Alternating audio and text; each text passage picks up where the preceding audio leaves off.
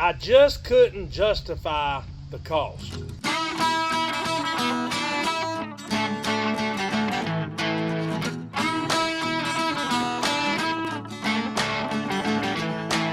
What's going on, guys? I hope my family's doing well. I'm sitting in the shade on this one because it's about 92 degrees out here.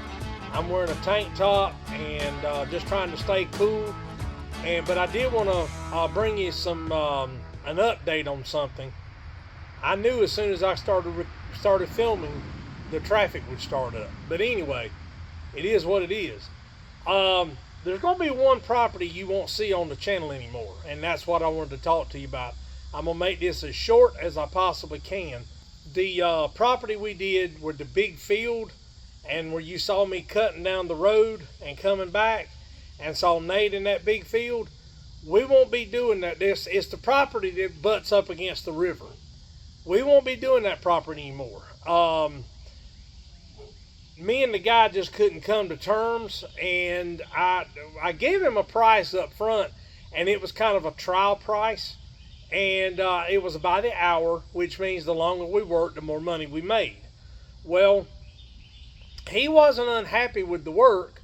He just didn't want to pay what I had kind of revised, and I wanted to go up on the hourly rate, and he just didn't want to do it. Well, he tried to talk me down, and knowing how long it took with two men and everything, I told him I had to have at least $100 an hour, and he didn't want to pay that.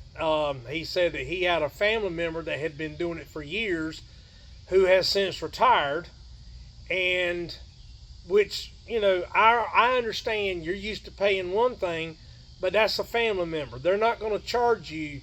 I know when I was doing my sister's property, I wasn't charging her what I would have charged someone else for the same size property. It's family. You have to, you have to keep good relations with your family.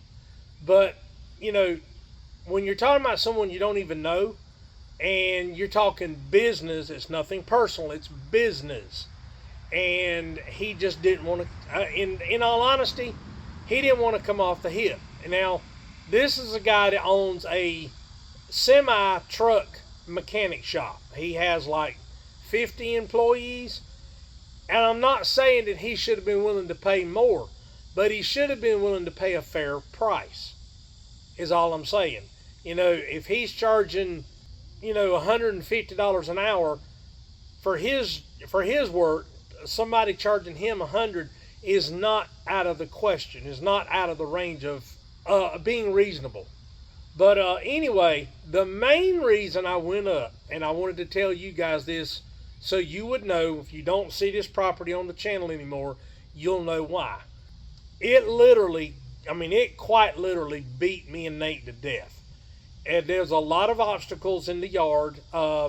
He had an underground well, which, a lot of people around here have wells.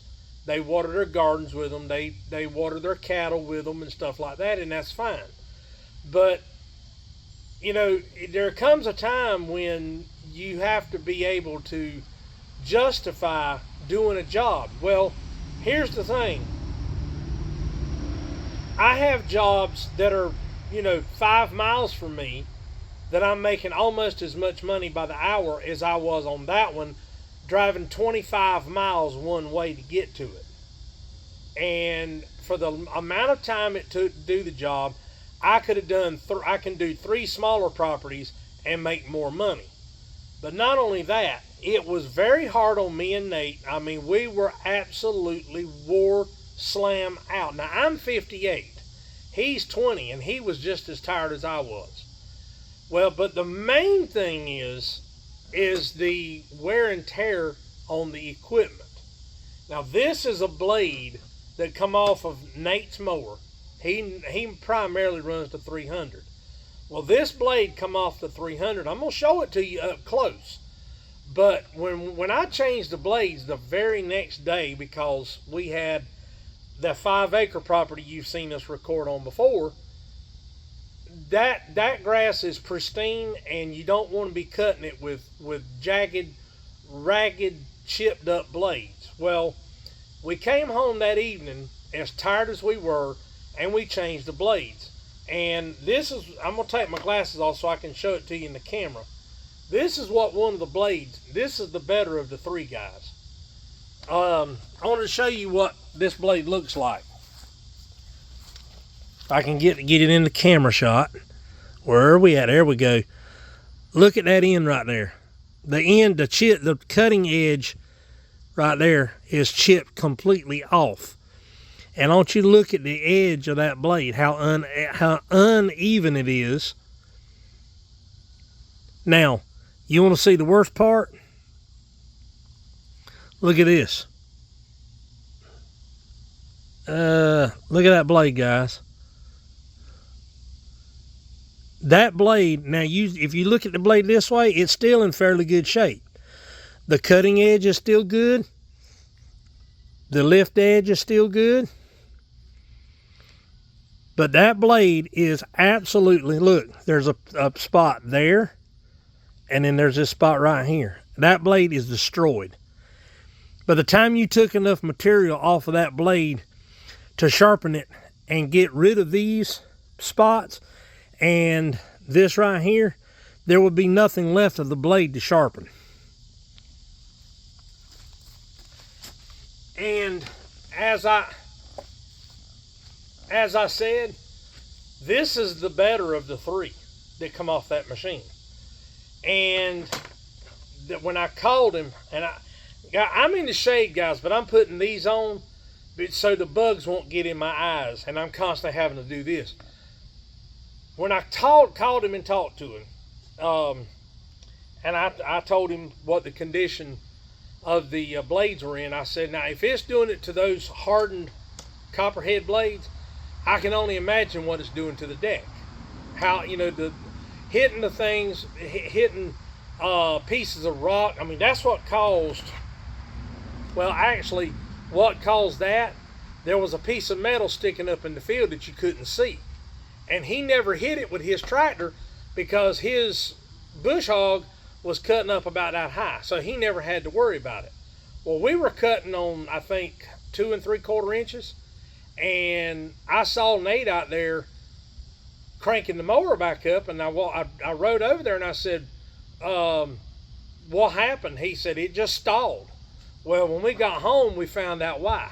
Because that blade had 2 chunks missing out of it and had a chunk on that side missing out of it. Well, I called the guy and I told him, I said, look, I said, as much wear and tear as there was on the equipment and on me and Nate, I just decided it wasn't worth it.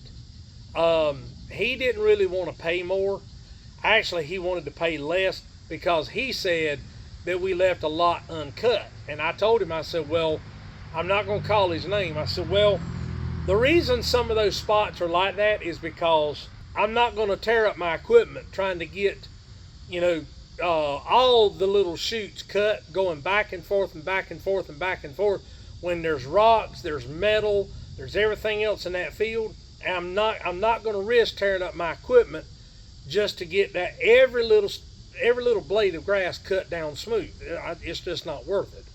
And I told him, I said, if you're willing to pay blah X amount of money per hour, we'll do it. And he said, well, I'm not. And I said, well, sayonara.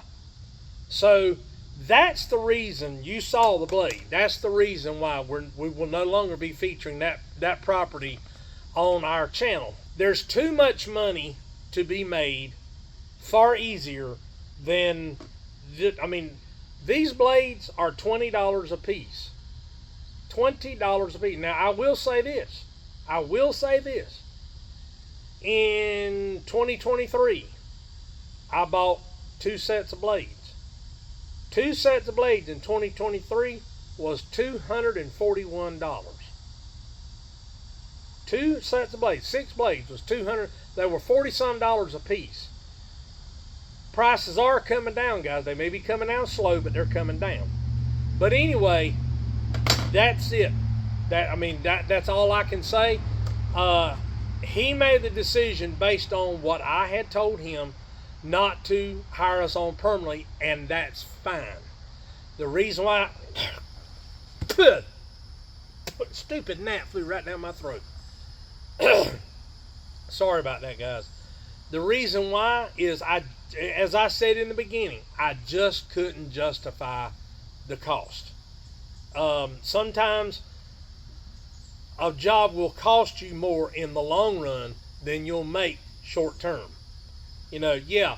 And I'll go ahead and put it out there. I made over $250 on that one service.